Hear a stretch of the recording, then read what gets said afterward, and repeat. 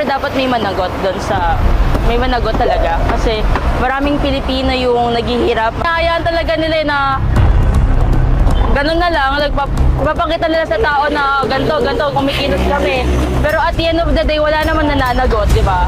They should really take action na kasi sobrang tagal na and especially ngayon dalawang bagyo yung dumaan. So marami yung ang main cause ng mga problems ay flood and which is yung flood control nga na ano lang puro ghost project.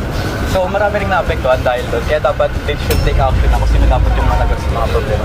Managot nga yung mga and mag-take ng accountability kung sino talaga. Sobrang tagal na ng issue na yun and wala pa rin napapanagot.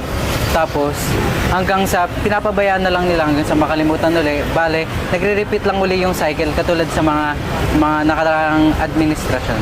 Bagat niatakasan na lang po nila yung mga problemang nila po, nadulot nila. Hindi po nila kayang harapin po. Hindi po nila kayang harapin ang sarili nila. Sa tingin ko po, bulok yung justice system ng Pilipinas. Kasi po, yung mga nakukulong lang, yung mga mahihirap po, pero yung mga may pera, palagi pong nakakatakas.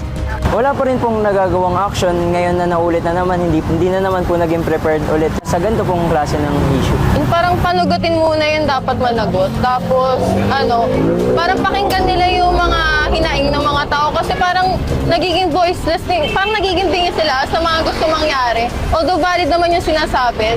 Parang tumatakbo sila sa responsibilities nila na kailangan ngayon since sila yung head, sila yung mga nagpapanukala ng mga flood control projects, dapat sila yung nag-explain sila yung humaharap sa mga bakit yung parang mga mas mabababang officials yung humaharap, hindi sila yung kung sino yung mga head, kung sino talaga yung nasa pirma, sino yung nag-allocate ng mga budget, or sino yung kumukuha nung sinasabi nilang kickbacks. Bakit hindi sila yung humaharap? Bakit yung mga mas mabababa na contractors, mga ganun?